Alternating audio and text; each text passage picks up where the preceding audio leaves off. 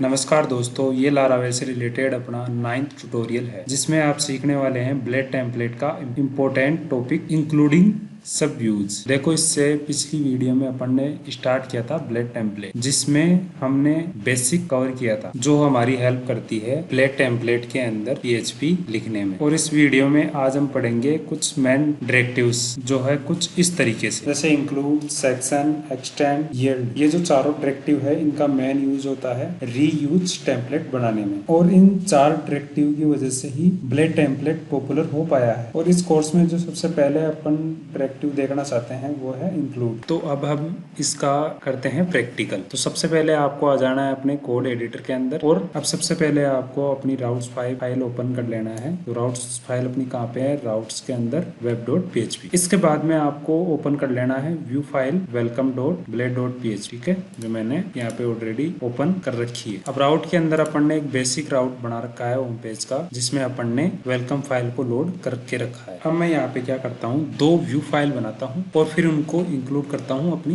Welcome file में। तो सबसे पहले अपने को व्यू फाइल में आना है और राइट क्लिक करना है, और यहाँ पे सबसे पहले एक फोल्डर क्रिएट कर लेना है अपने को, जिसका नाम अपन दे देते हैं पेजेस, ठीक है। क्रिएट होने के बाद में इसमें अपने को दो फाइल क्रिएट कर लेनी है, एक हेडर और एक फुटर। तो अब मैंने यहाँ पे दो फाइल क्रिएट कर ली है, एक हेडर और एक फुटर। तो सबसे पहले अपन हेडर में आते हैं और इसमें अपन लिख देते हैं h1 टैग के साथ में हेडर पेज, और इसको सेव कर देते हैं। फिर फुटर में भी अपन सेम कर देते हैं h1 टैग फुटर पेज, इसको भी सेव कर देते हैं। अब अपन आते हैं अपनी वेलकम फाइल के अंदर। अब यहाँ पे अपन इनको इंक्लूड करवाते हैं सबसे पहले। तो सबसे पहले इंक्लूड कराने के लिए अपने को क्या करना पड़ेगा, @include एंटर देना है आपको। फिर यहाँ पे कोटेशन के अंदर अब अपना पेज कहाँ पे है, सबसे पहले फोल्डर का नेम आएगा, क्योंकि वेलकम के बाद क्या है, अपना एक फोल्डर अपन ने क्रिएट कर रखा है। तो सबसे पहले उसको इंक्लूड करना है पेज। फिर इसमें अपने को हेडर को करना है या फुटर को, तो अपने को करना है हेडर को। डॉट का मतलब यहाँ पे क्या होता है, स्लेश, जिसमें फिर अपने को इसको कॉपी करना है और नीचे इसको पेस्ट कर देना है, और यहाँ पे चेंज कर देना है फुटर, ठीक है। इसके बाद में इसको यहाँ से एक बार कॉपी कर लो और इसको बीच में रख लेते हैं अपन वेलकम वाले। सेव किया। सेव करने के बाद में आपको अपने ब्राउजर में आना है।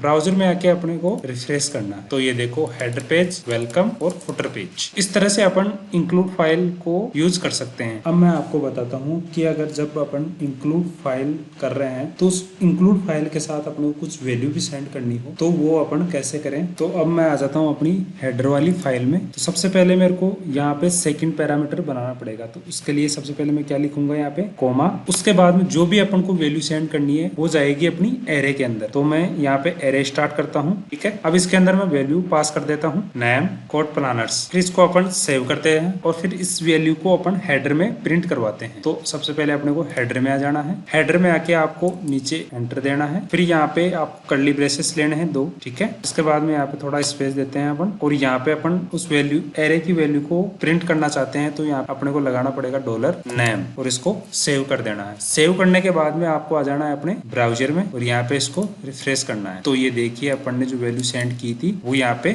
शो हो गई है। यहाँ पे अपन ने सिंगल वैल्यू को प्रिंट करवा लिया। अगर हम चाहते हैं कि यहाँ पे मल्टीपल वैल्यू आए तो उसके लिए अपन क्या करते हैं, अपनी वेलकम फाइल में आते हैं और यहाँ पे अपन मल्टीपल वैल्यू क्रिएट करते हैं। तो मल्टीपल वैल्यू कैसे क्रिएट करते हैं अपन, तो इसके लिए अपने को बनाना पड़ेगा एरे। एरे के लिए @php, और इसमें अपने को क्रिएट करना है एरे का नेम। एरे का नेम लेते हैं अपन टेस्ट। तो अपन ने एक एरे क्रिएट कर लिया है। अब इस वैल्यू को अपन सेंड करना चाहते हैं अपने यहाँ पे। तो इसके लिए अपन क्या करते हैं, इसको यहाँ से अपन कॉपी करते हैं और यहाँ पे अपने को इसको पेस्ट कर देना। इसके बाद में इस फाइल को अपने को सेव कर लेना है। सेव करने के बाद में आपको आना है वापस अपनी header.blade.php। तो मैंने आपको पिछले वीडियो में बताया था कि एरे की वैल्यू को अपन कैसे प्रिंट कर सकते हैं। तो उसके लिए प्रिंट करने के लिए अपने को लूप चलानी पड़ती है। तो वो आती है अपनी for each। इसको मैं हटाता हूँ और यहाँ पे लिखता हूँ @for each, ठीक है। सबसे पहले मैं अपने वेरिएबल को यहाँ पे स्टोर करता हूँ। तो अपना वेरिएबल था नेम, ठीक है। अब इस वेरिएबल की सभी वैल्यू को अपन स्टोर कर लेते हैं डेटा के अंदर, ठीक है। अब इसको अपन प्रिंट करवा लेते हैं। टैग लेता हूँ मैं एक बार इसमें, और मैं यहाँ पे लिख देता हूँ कर्ली ब्रेसेस $data। इसको मैं सेव कर लेता हूँ। सेव करने के बाद में आपको अपने ब्राउजर में आना है और यहाँ पे आपको इसको रिफ्रेश करना है। तो ये देखिए, देखिए हमारे सारे एरे प्रिंट हो चुके हैं। अभी अपन ने ये सिंपल एरे प्रिंट किया। अभी जो अपन ने एक एरे यूज किया वो एक सिंपल एरे था। अब मैं चाहता हूँ कि इसमें एक की हो और एक वैल्यू हो, तो उसको भी हम क्रिएट कर सकते हैं। तो देखिए यहाँ पे आकर अपन इन सभी एरे की भी बना लेते हैं। तो इन सबको अपन नेम दे देते हैं 1।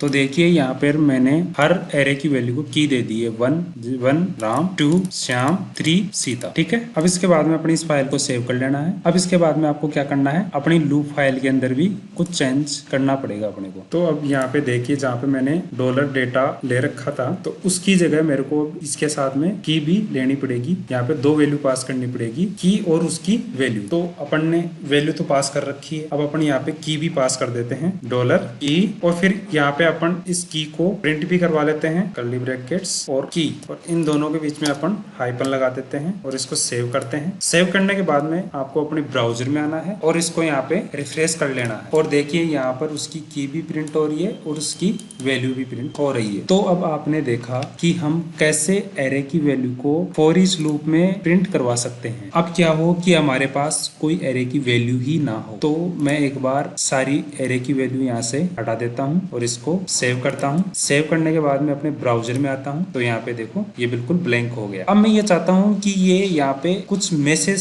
शो करे अगर इसके पास कोई वैल्यू ना हो। तो उसके लिए अपन क्या करते हैं, वापस अपने कोड एडिटर में आते हैं, हेडर में आते हैं। हेडर में आके आपको मैंने फॉर एल्स की एक प्रॉपर्टी बताई थी, अब अपन उसको यूज करते हैं। तो यहाँ पे लिखते हैं @for else। ठीक है। यहाँ पे अपन इसको यहाँ से कॉपी करते हैं और यहाँ पे अपन इसको सेम पेस्ट कर देते हैं। ठीक है। इसके बाद में अपन इसको भी कॉपी कर लेते हैं। अगर डेटा होगा तो अपने को दिखाएगा और डेटा अगर नहीं होगा तो अपन यहाँ पे प्रिंट कर देते हैं पेज नॉट फाउंड। सेव किया। सेव करने के बाद में एक बार सबसे पहले इसको कमेंट मारो, फिर इसको सेव करो। सेव करने के बाद में वापस अपने ब्राउजर में आओ और यहाँ पे आके रिफ्रेश करो। तो ये देखो इसमें अगर वैल्यू नहीं है तो ये पेज नॉट फाउंड बताएगा। अगर अपन इसमें वैल्यू डाल दें तो क्या होगा, तो अपन वापस एडिटर में आते हैं और यहाँ पे अपन एक बार Ctrl+Z करते हैं, सेव करते हैं, वापस अपने ब्राउजर में आते हैं और इसको रिफ्रेश करते हैं। तो देखिए ये अपने को वैल्यू प्रिंट करवा रहा है। तो अब आपको क्या समझ में आया कि अगर इसके पास वैल्यू नहीं होगी तो अपने को एक मैसेज शो कराएगा, अगर वैल्यू होगी तो ये दिखा देगा। तो फॉर एल्स की मदद से अपन क्या करते हैं कि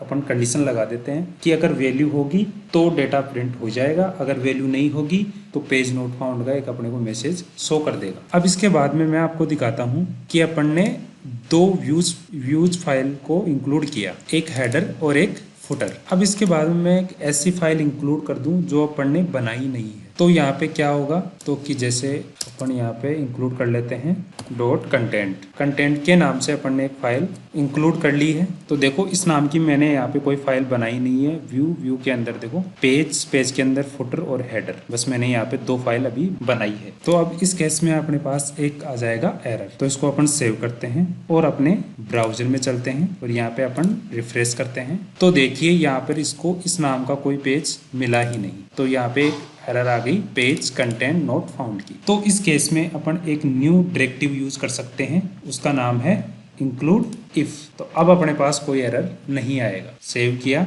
ब्राउजर में आए और यहाँ पे रिफ्रेश किया तो अपने पास कोई एरर नहीं आया। तो इंक्लूड इफ से क्या हुआ, अब ये डायरेक्टिव क्या चेक करती है कि इस नाम की कोई व्यू फाइल है या नहीं है, तो ये इंक्लूड कर देगा, नहीं है तो इंक्लूड नहीं करेगा। तो ये थी अपनी सेकंड डायरेक्टिव।